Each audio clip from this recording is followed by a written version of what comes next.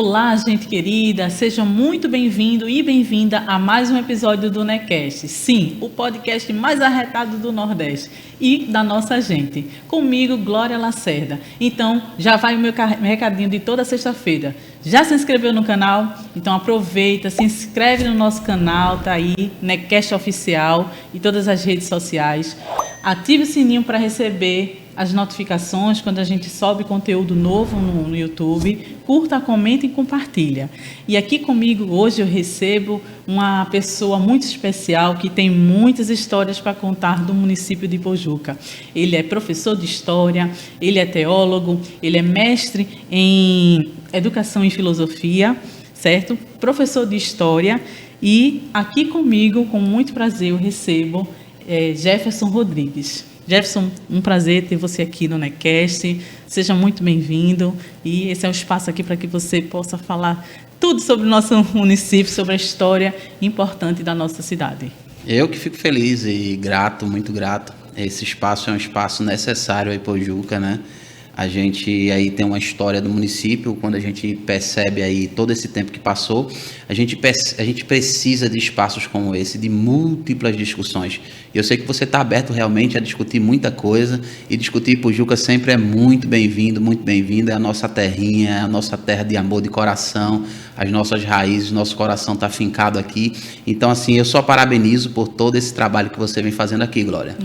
Jefferson, eu fiz uma breve apresentação sua, você é professor de História, teólogo, pesquisador, né? Então, mas aí eu vou deixar esse momento para que você detalhe mais, para que as pessoas, naquela câmera, para que as pessoas possam conhecer mais sobre Jefferson Rodrigues. Então, aquele momento ali, aquele espaço ali para você. Você pode falar naquela câmera ali. Ah, tá certo. A minha vida, ela passa exatamente em torno de 3 pontos, basicamente, né?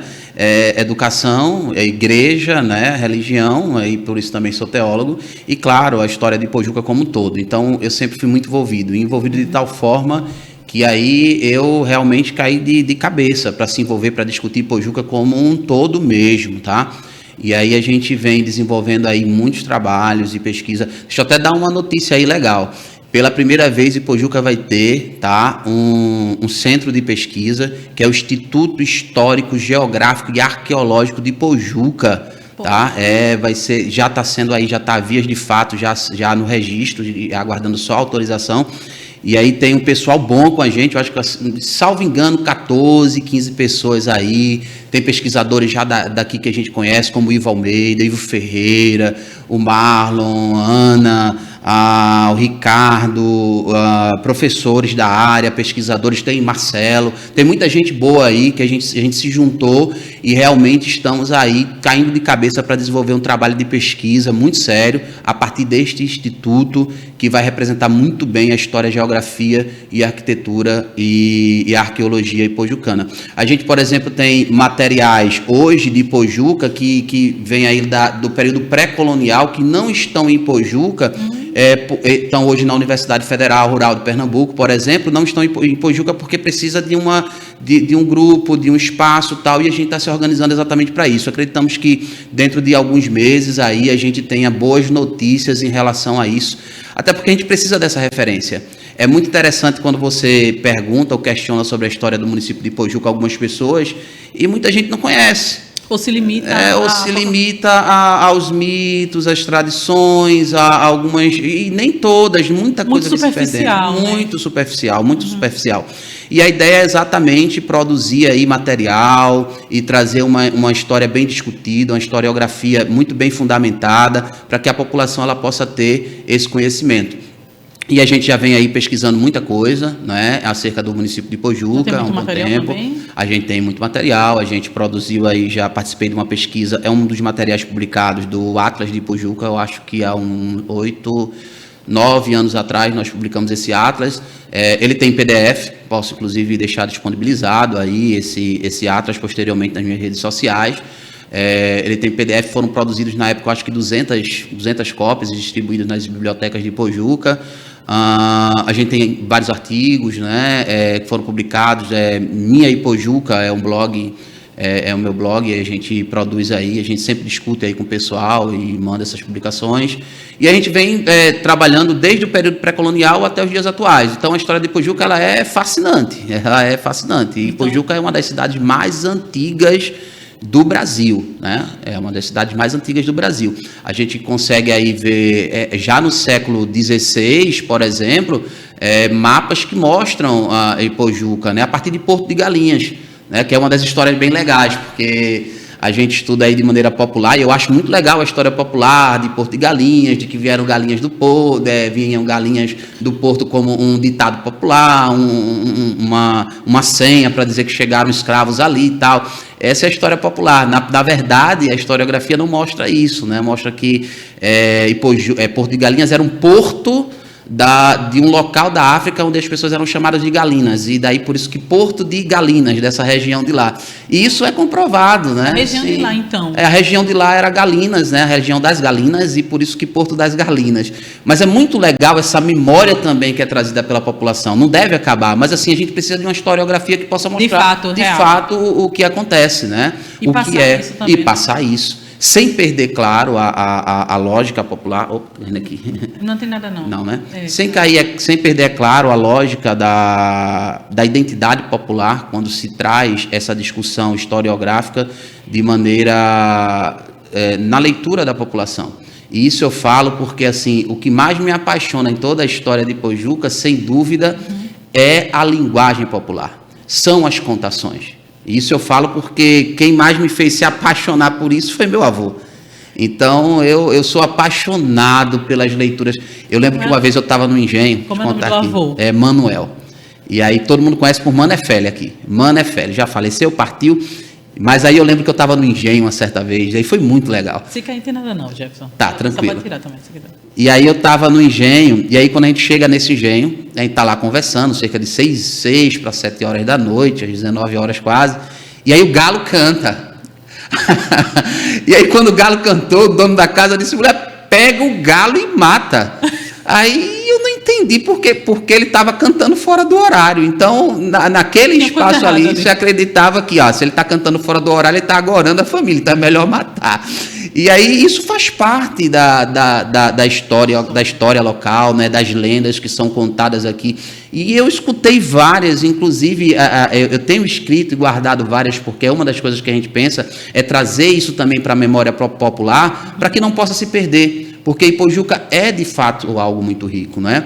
Então, é dentro disso que a gente vem discutindo, né? Eu acho que a teologia, ela serviu muito também para discutir Ipojuca como todo, a teologia para além da teologia denominacional, e, claro, o meio político é o espaço de discussão, e é por isso que a gente sempre está envolvido no meio político, sem dúvida é o espaço de discussão, assim, ideal, para que a gente possa implementar aquilo que a gente acredita, né? Aquilo que a gente quer para o nosso município. Então, por isso que a gente acaba não se afastando desse meio. Então, a gente consegue correlacionar aí a educação, a história, a linguagem popular, a teologia, as coisas que eu amo, dentro exatamente desse ambiente, dando a nossa contribuição para o município de Ipojuca. E como é o nome desse instituto? Já tem nome, Jefferson? Pode tirar também, se quiser, não tem problema não. Ele não precisa não. Esse instituto é o Instituto Histórico e Geográfico, Instituto Histórico, Geográfico e Arqueológico do município de Ipojuca. Esse, de fato, é o nome. É o nome, né? Isso. É o nome. A gente tem o mais conhecido, mais famoso, que é o Instituto Histórico e Geográfico de Pernambuco, e a partir daí alguns outros foram sendo feitos. Certo. Inclusive o Cabo de Santo Agostinho acabou, acredito que nesse mês, de formalizar o deles, e Ipojuca também estará formalizando. Nós estaremos formalizando o nosso, né? Já estamos tudo já muito bem documentado, muito bem adiantado, certo? E acreditamos bem que dentro de alguns meses a gente já deve estar publicando aí algumas coisas. Acho que o Ivo Almeida, inclusive, ele já tem um livro aí a ser publicado, né? E acredito que dentro do Instituto a gente já vai estar dando aí todo o apoio. Então está vindo aí muita coisa boa para que a gente possa ter uma referência clara da nossa história. E vai ser aberto para as pessoas conhecerem, né? Isso. Claro, esse instituto vai ser aberto para que todo mundo conheça, possa ver, gratuito, sem dúvida, as pessoas possam ver, possam conhecer, entender um pouco mais da nossa história. Ela terá várias ramificações, porque a história ela tem várias ramificações. A gente vai trabalhar a parte religiosa, a parte popular, em todos os âmbitos, e aí o pessoal vai poder aí conhecer cada vez mais a história de Ipojuca sem problema nenhum. E Jefferson, professor de História, conte aí como foi essa se tornar professor de história? A educação é, sem dúvida, hoje o alicerce. Não se transforma uma nação sem educação. Então, hoje eu digo que eu trabalho no melhor ambiente transformador que possa existir, que é a sala de aula, que é o ambiente educacional. Hoje a gente está na gestão escolar, né? Mas, assim, dentro da escola é onde a gente realmente vê as coisas acontecerem de fato. É onde a gente pode dizer assim, eu contribuir para o desenvolvimento da sociedade. Eu acredito que o Brasil como um todo, e aí, claro, Ipojuca envolvido, tem muito a crescer. E estamos num momento agora, Glória, de extrema atenção. Por quê? Porque a educação agora, ela foca a educação em tempo integral e integral. Então, assim, o município hoje já tem algumas escolas integrais, mas ela precisa mesmo mergulhar no campo, de fato, da escola integral. É algo que os novos governos que vêm por aí vão precisar olhar com muito carinho. E isso eu digo não só em Pojuca, mas no Brasil todo, porque é uma discussão que a gente ainda está compreendendo. Existe uma coisa que é chamar de educação em tempo integral, que é o aluno passar realmente mais tempo ali na escola, mas existe a educação integral, que é perceber as várias dimensões do estudante e poder trabalhar as habilidades e competências desse estudante, entende? Aproveitar melhor ele. Claro, a gente entende que a pessoa ela tem múltiplas inteligências e a escola ela precisa dar acesso para que esses alunos eles possam desenvolver isso.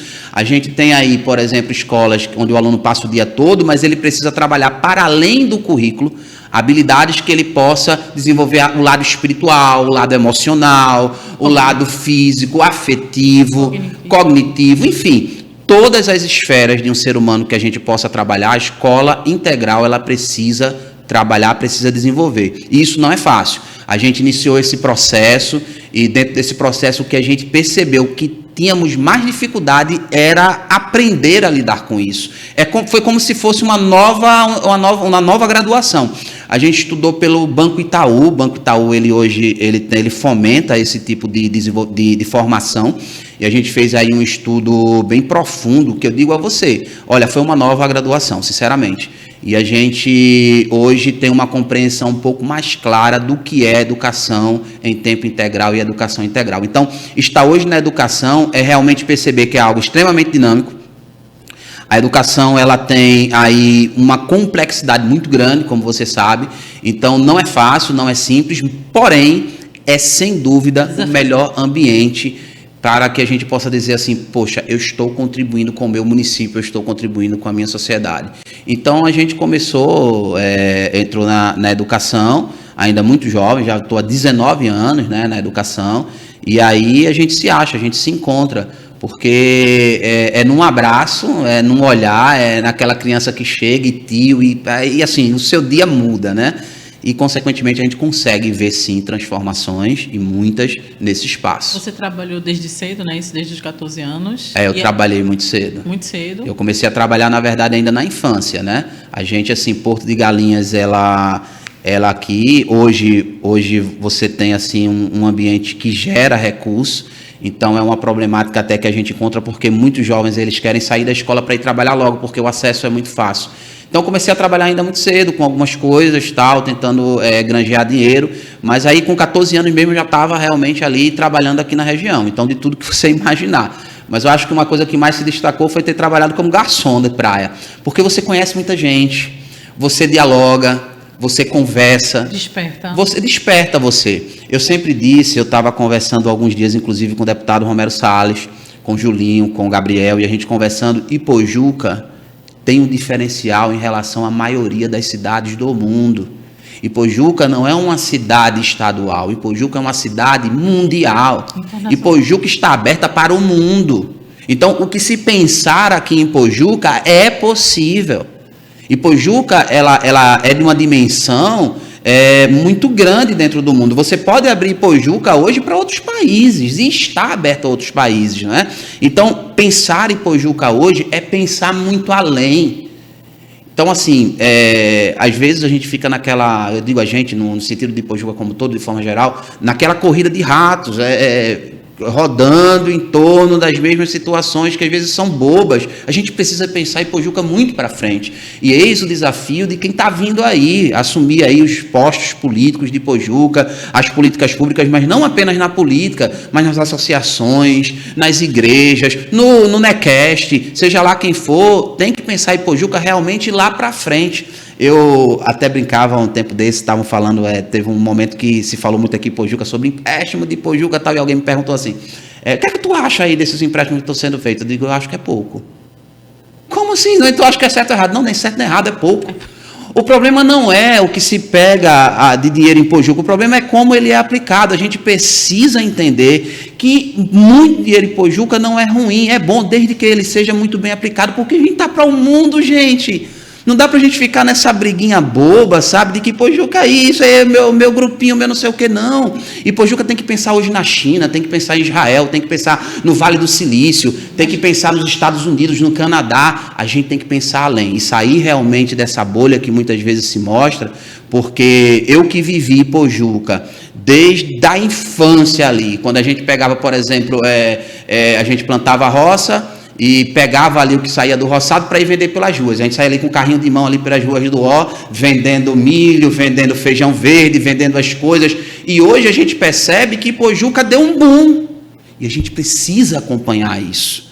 Precisamos acompanhar isso. Então, assim, e eis a grande relação que Ipojuca precisa fazer diretamente com a escola, porque os nossos alunos, eles também precisam gerar essa expectativa, eles precisam perceber isso, acompanhar esse desenvolvimento, entender que eles são ipojucanos, e quando eu digo assim, eu sou ipojucano, eu tenho um peso muito grande de vida, não apenas aqui, mas no planeta.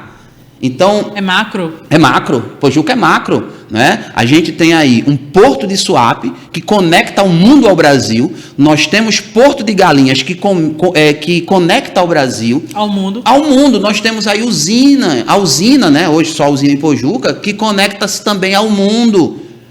Nós temos uma agricultura que pode ser muito mais avançada. Então, assim, a gente precisa apenas abrir os nossos olhos, aqueles que estão chegando agora, os mais jovens, nós, e entender que a gente pode ir muito mais além, né? Então, eu acredito que essa visão, ela precisa ser cada vez mais ampliada. Acredito muito demais no desenvolvimento de Ipojuca. Acredito que os próximos anos nos trarão coisas muito boas, porque, assim, a gente não está descendo numa ladeira, a gente está subindo. E eu acho que essa subida, ela não tem limites. O céu é o limite, e o céu não acaba, então vamos embora. E eu quero ir junto, né? E a gente vai junto. Jefferson, você é muito expressivo. Como é que é ser professor de história hoje, em meio a isso, tudo que você gostaria de... Como é que é o alunado? Eu sempre digo que se eu não fizer o aluno sonhar na minha aula, eu não dei uma boa aula. Então, eu gosto de levar o aluno a sonhar de fato. E eu sou chamado de sonhador por muita gente, eu acho que deu para perceber. Porque realmente eu sonho. Ó, a gente começa a falar aqui, seja lá, das coisas que eu amo, como a minha cidade, como a política local, como a educação, a teologia. Eu começo a sonhar, porque eu sempre acredito que a gente tem como ir além. Então, lá no cerne da sala de aula, o meu aluno, ele precisa sonhar. Se esse aluno ele não sonha que ele pode ir além, para mim não adiantou de nada. E realmente eu creio que esse deve ser o aspecto de um professor, de um profissional na educação. Eu preciso pegar esse aluno e entender, nós estamos para além de tudo isso aqui. Eu preciso que você sonhe. E às vezes eu converso até com alguns alunos que estão hoje até fora do país e que conversam, dialogam comigo. Eu lembro que há pouco tempo atrás a gente conversava com um aluno que hoje está no Canadá e a gente falava exatamente sobre isso. Ele está lá, mas... Olha só, ele está lá no Canadá, mas ele percebe-se ipojucano ainda. Gente, isso é muito massa, isso é muito legal. E um aluno que ainda está em Ipojuca, ele tem que entender que se ele quiser ir para lá, para o Canadá, para a China, ele pode. E nós temos esse acesso, nós estamos passando por pessoas do mundo todo, o tempo todo. Então, assim, estar na sala de aula hoje, para mim, é um momento de poder abrir essa mentalidade. Eu sempre digo que uma das coisas que a gente pode gerar nesses estudantes é a expectativa de que eles podem ir muito mais além, de que eles podem pensar muito mais além. Eu fui estudante, como você foi estudante, eu fui estudante de escola pública aqui dentro de Ipojuca. Até o 9º ano, eu estudei na Escola Armando da Costa Brito, em Nossa Senhora do Ó, né? A minha primeira tia Regiane, que eu amo muito em memória, um amor muito grande, E aí, a gente, quando estava ali, eu me voltando hoje como estudante, a gente não tinha essa percepção da grandiosidade do que era o nosso município. Então, se hoje eu tenho a oportunidade de mostrar ao meu alunado, de mostrar ao meu estudante, que são meus amigos, que ele pode ter essa visão, é uma oportunidade que eu não posso perder de forma nenhuma, de maneira nenhuma. Que tipo de sonho você passa para esse aluno? É exatamente o sonho de crescer como um todo. Primeiro como um ser humano. Crescer primeiro como um ser humano. Porque aí não adianta você prosperar em algo material se você não prospera interiormente, né? Esse é o maior crescimento que o ser humano ele pode ter. Eu acho massa quando Jesus ele fala da parábola do bom samaritano, e quando vem o sacerdote, e quando vem o levita, os caras estavam tão certos de que estavam fazendo a coisa certa, eles dizem, não, a gente está indo para o que tem de mais importante, que é a casa do Senhor. Eles estavam indo para o templo, mas Jesus vai mostrar que o templo deles não era aquele prédio, o templo deles estava ali caído, sofrendo, e eles precisavam ajudar.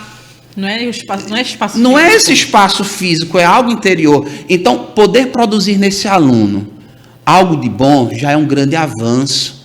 Porque a ideia não é que esse aluno vá embora e deixe suas raízes. É que ele vá embora, mas possa sempre contribuir com a nossa terra. Entender que existe uma responsabilidade local. Por quê? Porque eu sou daqui. Porque você é filho daqui. Eu sou filho daqui, então eu preciso ter isso. Então, eu sempre costumo dizer, olha, você é daqui. Essa é a tua terra, essas são suas raízes. Tem um pertencimento. Tem um pertencimento. A questão da identidade. Identidade hoje é um problema. Eu acho que se Aristóteles estivesse hoje, eu acho que ele trataria muito sobre a questão de identidade. Você pergunta hoje às pessoas assim, quem é você? Pensa numa pergunta hoje que mexe com a cabeça da maioria dos seres humanos, que não deveria mexer. Porque é algo simples. Quem é você? E muita gente vai dizer, eu sou professor. Não, professor é o que eu faço. Eu sou muito mais do que isso. É algo muito mais profundo. Tem algo muito mais a ver com a metafísica, com a tua essência. Então, quando você pergunta quem eu sou, é uma das perguntas que eu gero essa possibilidade dentro de sala de aula. É poder pensar e se pensar quem você é.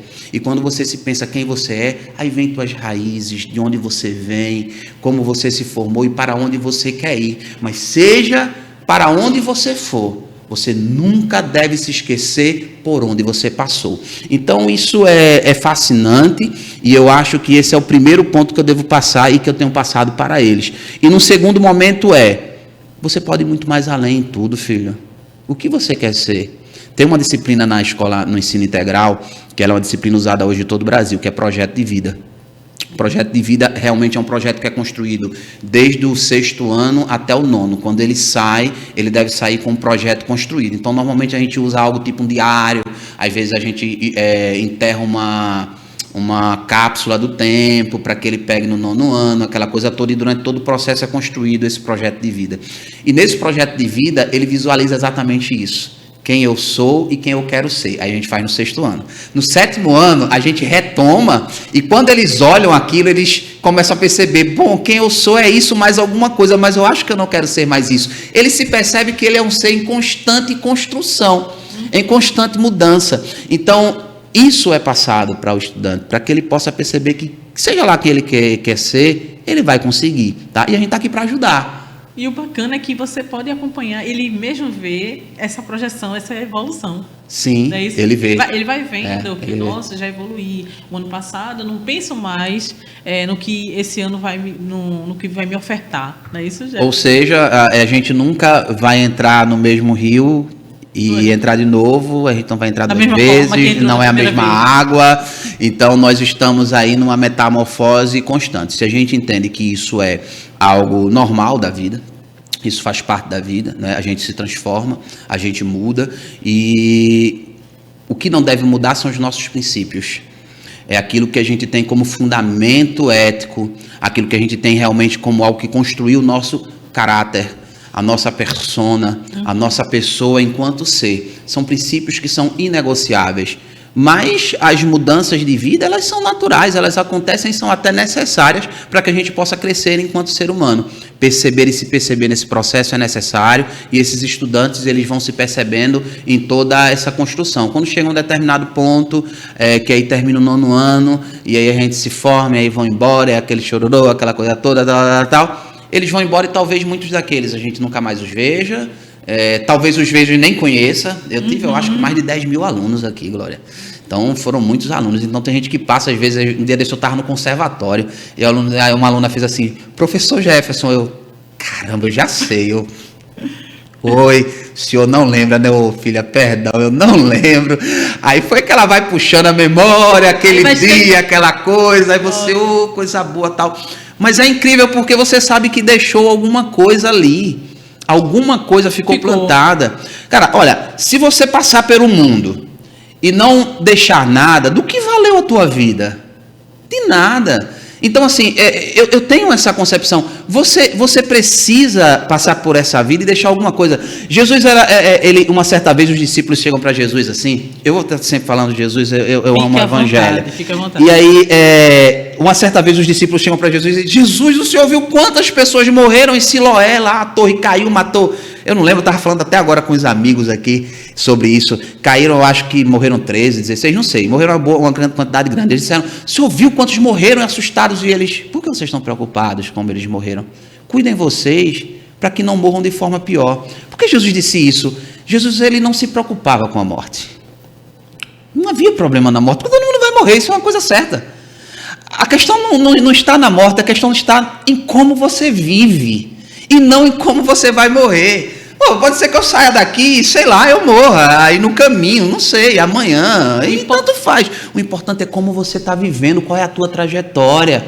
As pessoas que chegaram perto de você, qual é a energia que ela carregou? O que é que você fez? O que é que tu vai levar? O que é que tu vai deixar enquanto memória aqui dentro? Essa é a grande questão. Então, se você passa pela vida e você consegue impactar o máximo de pessoas que você pode impactar, é tua obrigação fazer. Eu dizia a um amigo ainda essa semana, ele dizia, pô, eu sou tão bom e sofro tanto. Eu disse, cara, ser bom é uma obrigação tua. Tu tem mais do que a obrigação de ser bom. Conquistar ou não conquistar alguma coisa na vida, aí sim, depende de você. Mas ser bom nada mais é do que a minha obrigação. Os frutos que vão acontecer, as consequências disso, faz parte da vida. São tudo consequências. Então, eu preciso captar essa energia, entender essa energia. Então, eu estou posto, eu não acredito no acaso, eu acredito que tudo há um objetivo do porquê. Então, se está posto, onde eu estou posto hoje, que é no meio da educação principalmente, eu sei que eu tenho uma obrigação de impactar vidas o máximo possível. E isso é meu dever, esse é o meu papel. Eu digo como obrigação porque eu não estou achando uma outra palavra melhor, mas não é uma obrigação como um peso, é como Jesus disse, o meu fardo é leve. Você acaba fazendo isso de maneira muito natural. E você nem percebe, porque se torna um hábito. Um hábito. Ajudar pessoas, cuidar de pessoas. Em algum momento isso vai surgir. Alguém vai chegar para você e vai dizer, pô, você lembra? E você às vezes nem lembra mesmo. Você diz, não lembro, mas que bom que de alguma forma eu consegui contribuir para o teu crescimento, não é? Então, eu acho que é por aí. A gente vai construindo e sendo construído dessa forma. E se existe uma forma, sabe, de a gente aprender, é a gente ensinando. É a gente fazendo. Ninguém se cura ajudando a si mesmo. Você só se cura ajudando o outro. É a melhor forma de ser curado. É você ajudando o outro, ajudando o próximo. Então, seja na história de Pojuca, se eu posso contribuir, seja na educação, principalmente nela, que eu acho que é o meio onde a gente pode fazer isso, a gente vai contribuindo, sim, de todas as formas. Mas aí, deixa eu falar aí sobre uma coisa interessante que aconteceu a gente pesquisando a história de Pojuca. Pode ficar à vontade. A gente teve uma certa vez, eu acho que no ano de 1600 no século XVII, meados do século XVII, a gente encontra uma carta do Conde Dávila. O Conde Dávila era da Bahia. E ele estava fazendo exatamente essa trajetória para cá e ele adoeceu aqui no litoral. Ele adoeceu aqui. E ele para em Porto de Galinhas. E entra em Porto de Galinhas para para buscar ajuda, né? Ele entra ali e ele acaba chegando em Nossa Senhora do Ó. E aí ele escreve que era uma capelinha, tal, uma coisa bem simples ali, né? É porque era só uma capelinha ali, né? A matriz. A matriz ali, era só uma capelinha. Já existia ela. Já existia, sim, já. E aí, interessante que muita gente não sabe, Nossa Senhora do Ó, pouca gente conhece ela de fato. Nossa Senhora do Ó é uma santa italiana grávida, né? Buchuda. E aí, essa santa, ela muitas vezes não é mostrada. Há alguns indícios, a gente ainda... muita coisa ainda em pesquisa em Pojuca, de que os senhores de engenho não deixavam ela aparecer para não ter que estar dando justificativa para os seus filhos. Uma santa grávida, como isso? A questão de sexualidade era algo que, se hoje ainda é um tabu, você imagina naquela época.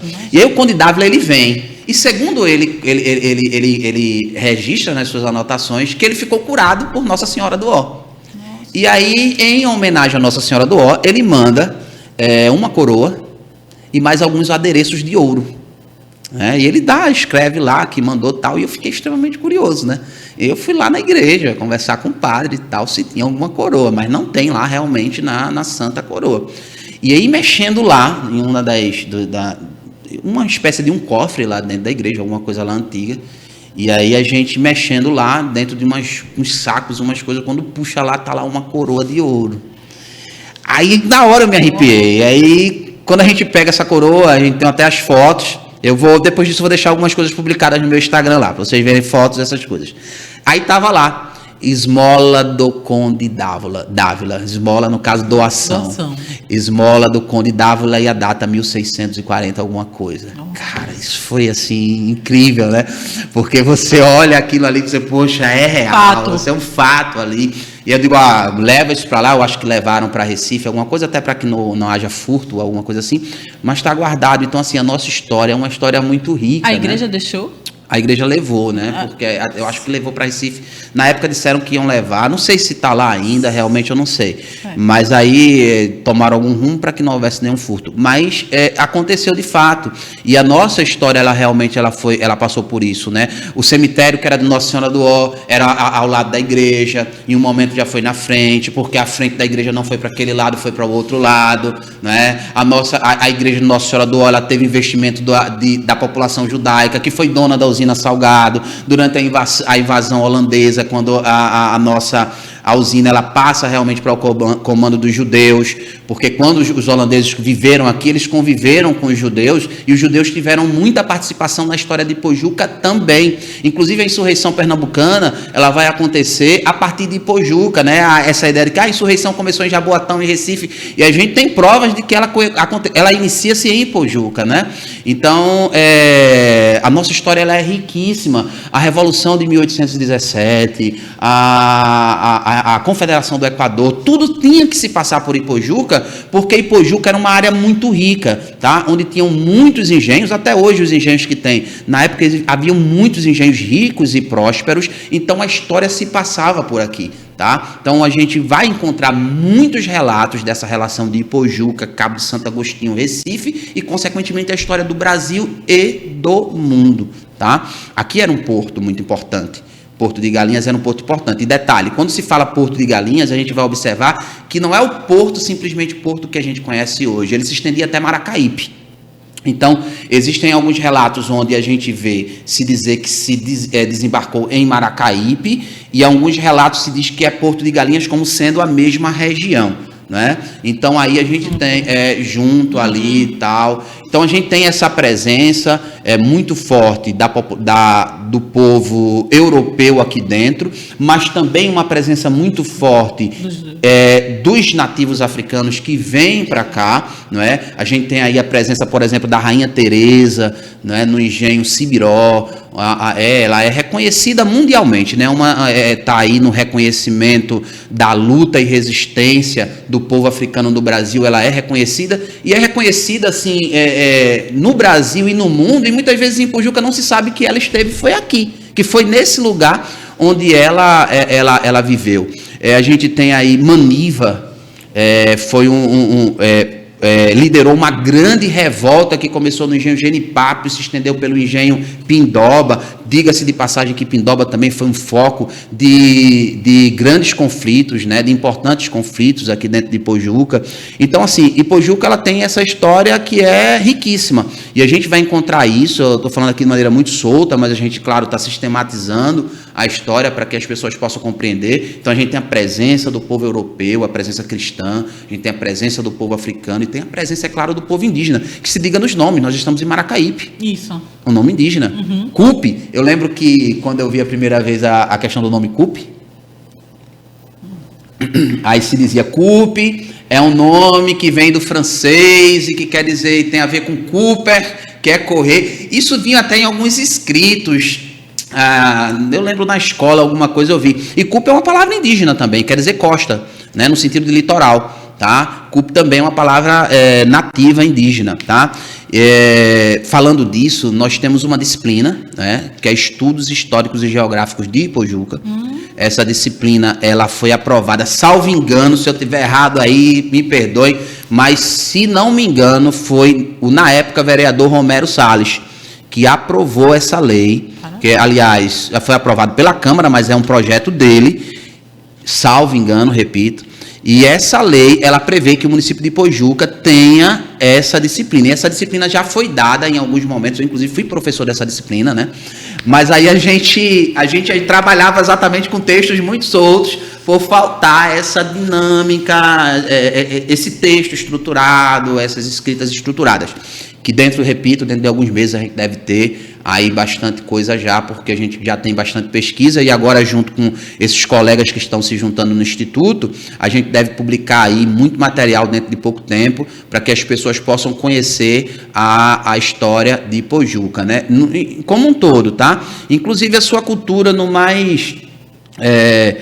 nos detalhes, né? Algumas coisas populares que as pessoas não conhecem, né? No seu dia a dia. Eu brincava um dia desse com uma...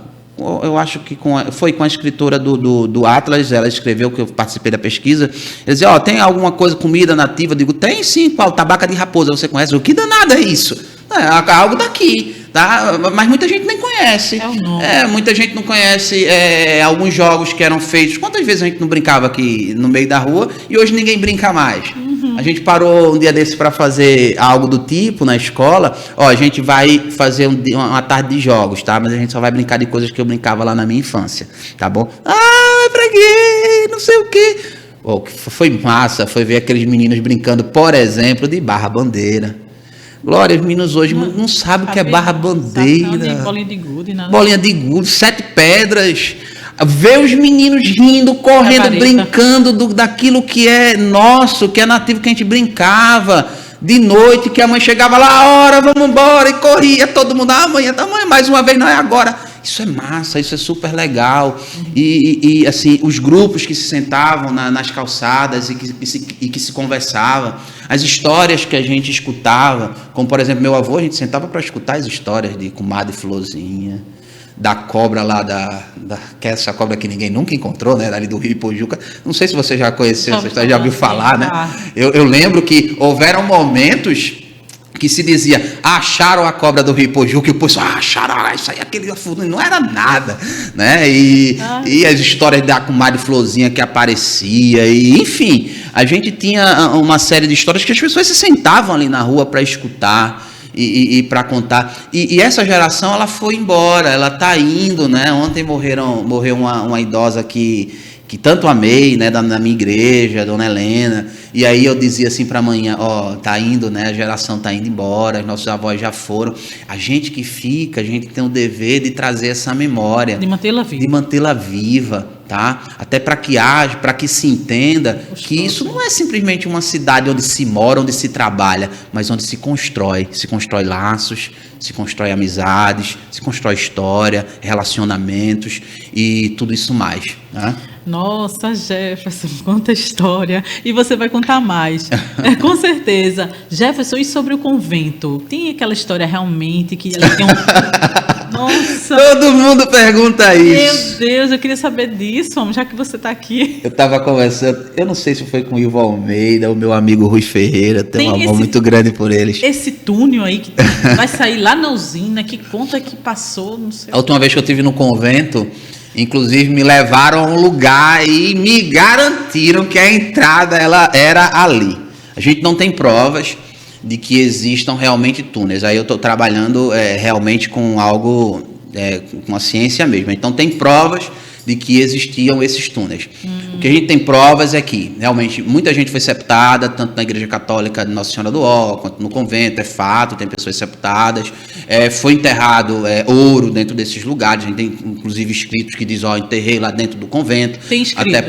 Até porque o convento de Ipojuca, ele tem uma história belíssima, ele serviu como base militar dos holandeses. Quando os holandeses entraram, eles entram ali e usam aquele espaço como ambiente militar. Até porque quando você subir ali, tenta observar como um soldado daquela época, você vai ver todo o entorno. Ele é uma visão panorâmica, é incrível ali, é muito bem localizado. Então, para eles era muito bom. Mas aí você imagina para a população de Ipojuca, ver a sua igreja, o lugar onde o seu coração está entregue, tomado por pessoas que não eram católicas em sua maioria, porque os holandeses em sua maioria eram protestantes. Então, para eles isso foi um choque muito grande. A expulsão dos holandeses daqui, ela se deu também por um aspecto religioso, por um aspecto de sentimento, né? Então, barrista. Claro, existe uma ideia, existem algumas histórias, em algumas cidades foram encontrados de que realmente tenham túneis, tanto lá em Nossa Senhora do Ó, quanto lá no convento. No Ó também? No Ó também. Mas isso não é comprovado cientificamente. Existe sim a possibilidade, há indícios, mas aí a gente não tem como até o momento que realmente a gente encontrou algo que diga se ali existe. Mas existem indícios sim. E eu acho legal que existem esses indícios, porque enquanto há esses indícios, a gente vai sempre pensar sobre e sempre vai poder pesquisar sobre. Eu acredito que em algum momento vai surgir. Não tem se desenho realmente de tem. nada. Não.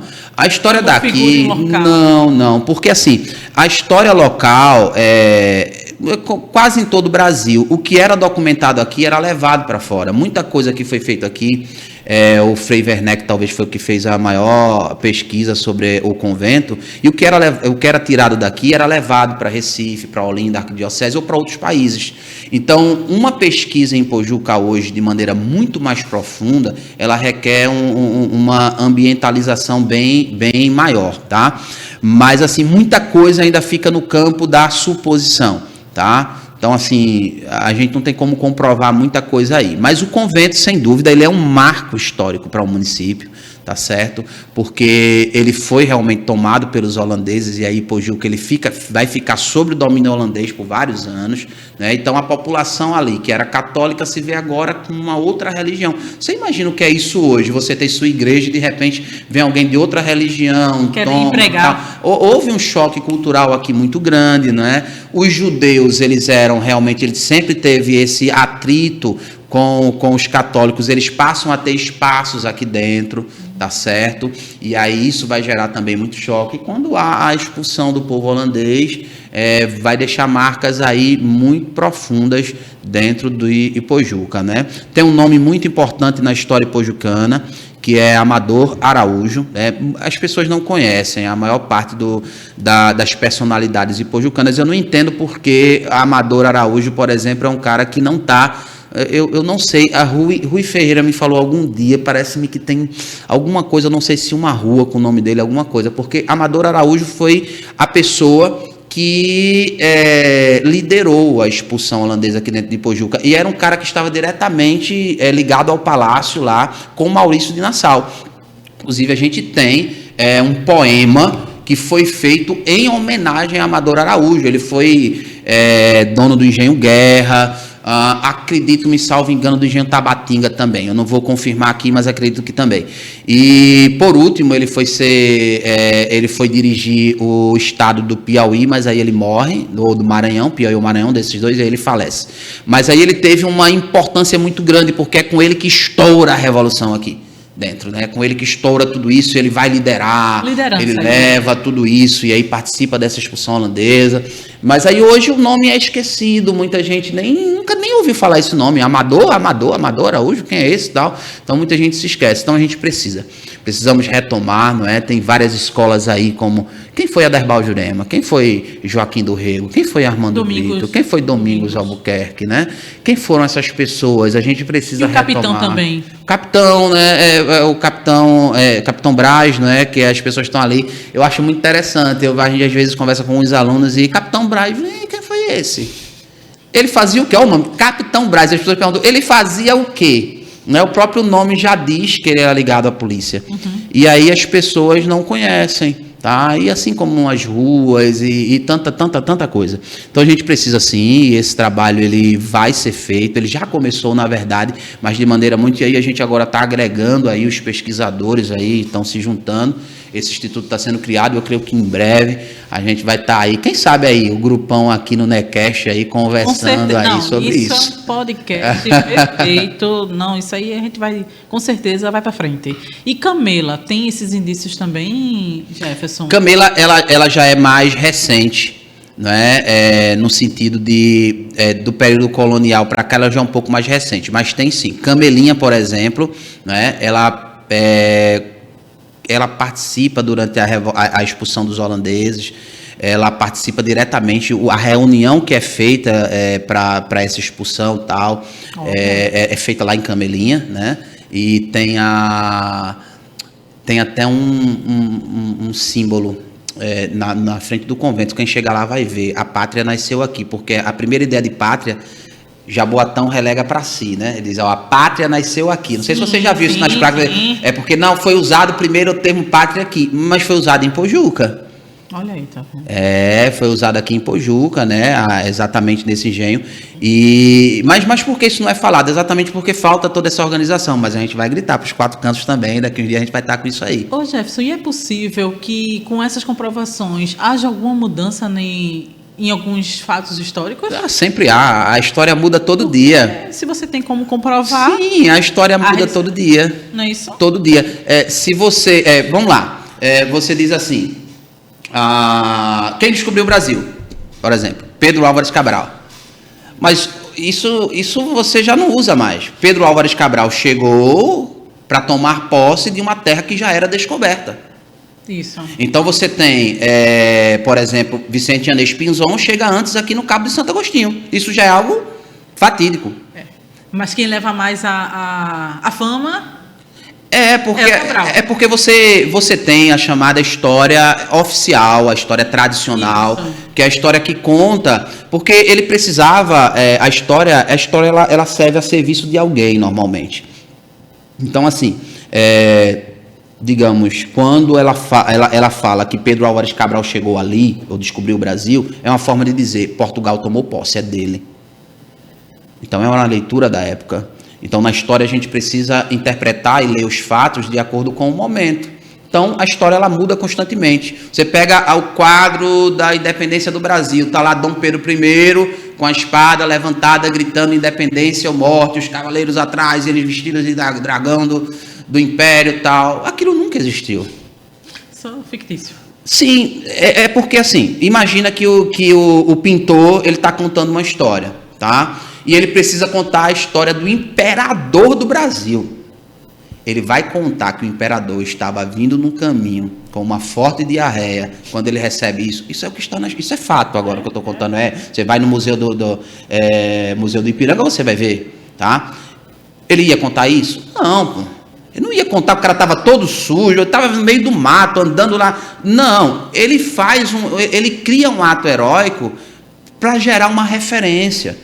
E essas referências na história, elas não são ruins. mas elas precisam ser interpretadas de acordo com o seu momento, e eis o papel do historiador e do professor de história, compreender bem o que é aquilo ali. A gente não vai pegar o quadro agora e rasgar, ele tem uma importância muito grande, mas é como você conta. Um exemplo, vamos lá, um exemplo bem pessoal, que eu sempre uso para os alunos. Você contaria para o seu filho tudo sobre a sua vida? Não, existem detalhes que a gente deixa escondido. Porque somos mentirosos? Não. É porque precisamos gerar boas referências. A parte ruim a gente deixa escondidinha. E talvez também não seja... não vai crescer em nada ele saber algumas coisas que foram erros nossos que a gente cometeu, né? Deixa lá. Entende? De alguma forma a gente acaba descobrindo, e em algum momento surge, pode ser que daqui a alguns anos surja alguma coisa. A gente tendia... por exemplo, eu lembro que a gente estudava qual o formato da água. A água não tem formato, ela se adapta de acordo com essa atuária, de acordo com o recipiente, não é isso? Mas a gente sabe que a água tem um formato, ela é cilíndrica, ela tem polos, positivo, negativo, então ela existe um formato. Mas a gente aprendeu diferente, tá? Significa que a ciência foi mentirosa naquele momento? Não, a história, a ciência ela tem um limite, a história também ela é científica, então ela tem um limite. Eu escutei algo legal demais de um aluno meu no EJA essa semana. Ele disse assim: professor, estou entendendo. A ciência, ela estuda a gente quando a gente nasce, cresce, se reproduz e morre. Acabou ali para a ciência. Então a ciência ela tem um limite. Passou disso, é fé. Eu sempre digo que a fé ela vai além da ciência. Porque a ciência ela tem um limite de estudo. Ela até pode tentar entender, tal, mas ela tem um limite, porque a ciência trabalha a partir da observação. Né, de indícios. Então existe uma metodologia científica. A fé não. A fé ela vai muito mais além. Então eu amo a ciência, eu amo a história, mas eu amo muito mais assim viver por fé, porque é algo que eu posso acreditar. Porque se eu não acreditasse no que vem depois, eu acho que eu não queria nem mais viver para quê? Não faz mais sentido. Então acreditar nisso que vem depois é que é muito, muito legal. Então assim, voltando, a história ela pode sim mudar. Isso é algo normal para a gente que trabalha com a história. Pegar um livro esse ano e no outro ano ele está com algumas mudanças, isso é essencial. Mas a gente, enquanto professor ético, a gente vai mostrar o porquê dessa mudança. Não é que antes se mentia, era a interpretação daquele momento. Então, todo fato ele nunca é fechado em si mesmo. Existem interpretações diversas de acordo com o momento em que nós estamos. E aí a gente vai ver que a história, quanto mais distante do fato, melhor a interpretação dele. Jefferson, nossa, eu acho que eu passei. Nossa, tempo passou. Nossa, passou. Né? Legal, não, mas a gente tem mais ainda, porque a gente agora vai entrar na área da política. Beleza. Não menos importante, Jefferson, como é que foi essa tua decisão de você ter saído candidato a prefeito de Pojuca? Então, na época até, talvez uma das coisas que eu mais escutei foi: por que tu não vem logo como vereador e depois vem... Porque a ideia é como se houvesse uma escadinha e as pessoas não entendem que são esferas diferentes. E não entendem também que a ideia não era me promover politicamente, a ideia era discutir a política de Pojuca de fato. Então, assim, era realmente sacudir o cenário. E quem, no início, assim, por exemplo, quem é o professor Jefferson até o professor Jefferson ter se candidatado? Eu conhecia a minha história, ninguém não conhecia. Então, no momento que eu venho para sacudir, eu não estava nem aí para o que as pessoas falavam, porque acabou, eu sou ipojucano, eu sou daqui, eu tenho o direito de colocar minha cara, eu vou colocar e acabou. Então, não estou nem aí para o que vão falar. Então, na época, muita gente se assustou, que loucura, esse cara é doido, esse cara não sei o quê, por quê? Na cabeça das pessoas, entende-se que ou a política é feita desse jeito ou é feita desse. Não, gente, a gente deve quebrar isso, esses estereótipos. E eu tenho certeza que a partir da minha saída, muita gente mudou sua forma de pensamento. Muita gente que desenvolveu o trabalho de campanha a partir daquele momento, ali comigo mesmo, passou hoje. Tem gente aí que está aí no meio da política, discutindo a política, e se candidatou também depois disso, porque viu que, eu também posso. Por que o não Rodrigues, né? Hã? Por que não Rodrigues, Jefferson Rodrigues? Pois é, o cara que é o filho de pedreiro, o cara que estava ali um dia desse vai se candidatar, pô, só se não me derem um partido, mas se der, não tem problema, a gente vai. E a gente deve entender que na política existe um momento de começar, existe um momento de recuar. Ah, você não vem de novo? Não, a estrutura aqui é muito pesada, há um momento de a gente entender que é um momento de, eu preciso parar aqui um pouquinho, mas isso não me limita em momento nenhum de continuar discutindo a política pojucana e participando. Eu não participo só se eu me candidatar. Agora eu sempre falo que a participação ela deve vir de maneira muito séria. A gente deve ter seriedade em tudo aquilo que a gente faz. Responsabilidade. Muitas vezes as pessoas querem fazer política sem responsabilidade, apenas pelo auê. Vamos bagunçar, vamos fazer, vamos dizer o que eu bem penso, o que eu quero, sem ter responsabilidade. Eu vejo aí um monte de besteira.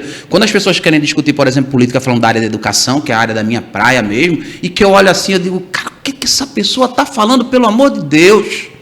O cara não entende o que está falando, o cara não tem noção. Ou ele é um irresponsável que sabe o que está falando e está falando só para realmente tocar fogo no parquinho, ou realmente é uma pessoa que não tem conhecimento, não sabe o que está falando.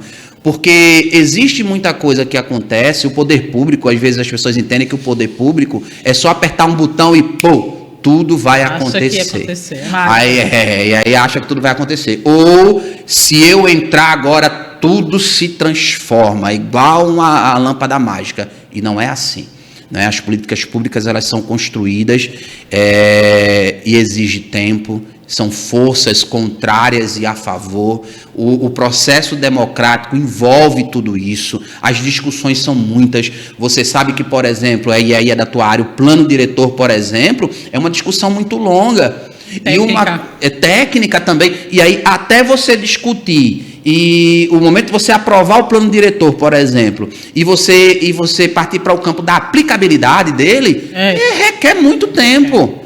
Requer muito tempo. Então, muita coisa que acontece hoje, não só em Pojuca, mas no Brasil todo, não é simplesmente uma questão de pauta política, é também uma questão de pauta social, é também uma questão de pauta religiosa. Então, isso depende muito do ambiente. Então, assim, quem adentra no campo político deve ter muita seriedade.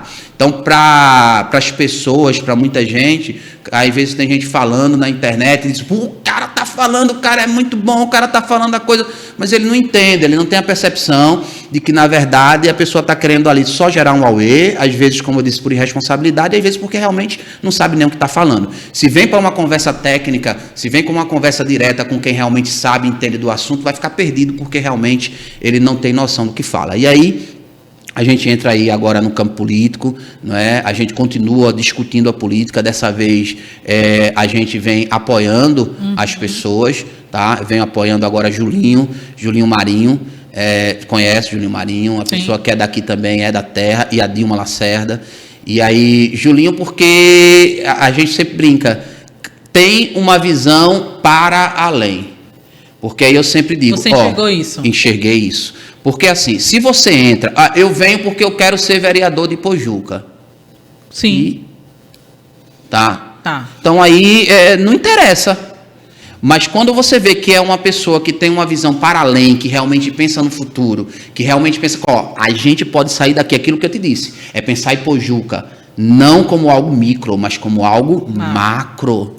E Pojuca influencia, no mínimo, as suas cidades vizinhas, Escada, Sirinhaém, Tamandaré, Cabo de Santo Agostinho, no mínimo. Referência. Então, assim, quando a gente começa a pensar o município a partir dessa ótica, então muita gente, eu quero ser candidato, por quê? Porque eu quero realizar meu sonho. Cara, isso dói o coração, porque tu quer o quê? Realizar o teu sonho. Tu acha que Pojuca, ela está limitada ao teu sonho? E Pojuca é muito maior do que isso. Então, pensar em Pojuca de maneira muito mais ampla, e é aí que a gente enxerga, né? E aí Julinho, ele vem realmente com essa pegada. É um cara que realmente vê lá na frente e que tem coragem, ter ousadia mesmo de peitar e de fazer tudo isso acontecer. E aí no governo Dilma, a gente começa a enxergar realmente também essa situação. Porque aí você tem, eu acho que eu conversava isso, foi exatamente numa conversa com o deputado Romerinho, a gente falava exatamente isso, sobre dar continuidade, mas continuar de maneira muito mais ampla. É claro que sempre existem coisas a serem feitas. Tá perfeito? Não, claro que não, gente. E é uma conversa até sem lógica, sem nexo uma coisa dessa. Mas a gente percebe que é o caminho certo, é o caminho que deve se seguir. Muito bom. Jefferson, considerações finais, a gente está chegando ao final. Nossa, por mim, ficar aqui conversando, que foi muito bom, Jefferson. Eu quero agradecer aí a todos que escutam o NECast, a você, né, a toda a equipe maravilhosa aí.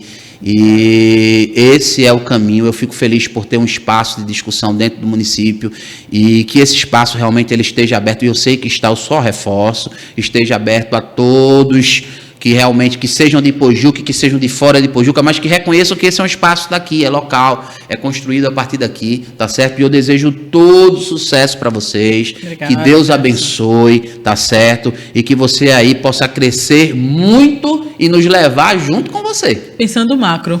Pensando macro, Jefferson, exatamente. Foi muito bom estar aqui com você, Jefferson. Desejo também que seus planos aí, a trajetória aí, a questão do Instituto, nossa, para mim foi muito bom saber dessas histórias, saber desses planos aí que tá para vir. Eu fiquei muito feliz de saber também dessas histórias também. Tinha coisas que eu não imaginava.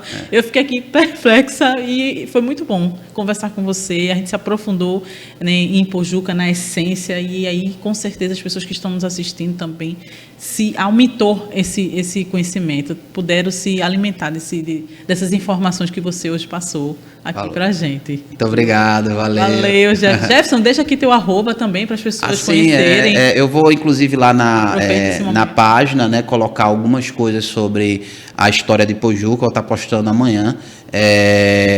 Professor underline Jefferson, tá? E aí você vai encontrar Professor Jefferson, você já encontra lá no Instagram, e aí a gente vai estar postando alguns materiais lá, colocando lá o link do blog, Minha Ipojuca é o blog, para que o pessoal possa acompanhar e ver aí alguns relatos, algumas histórias que a gente posta, que a gente coloca, já tem bastante publicação.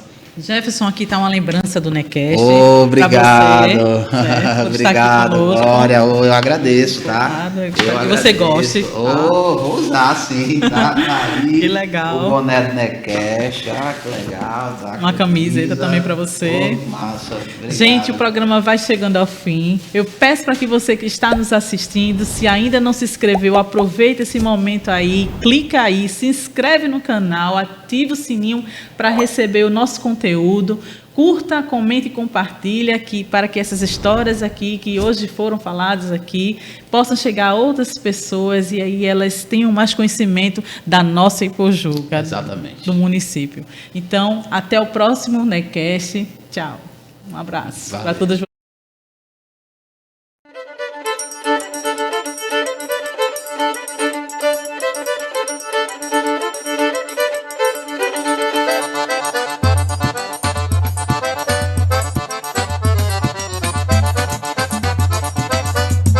NECast.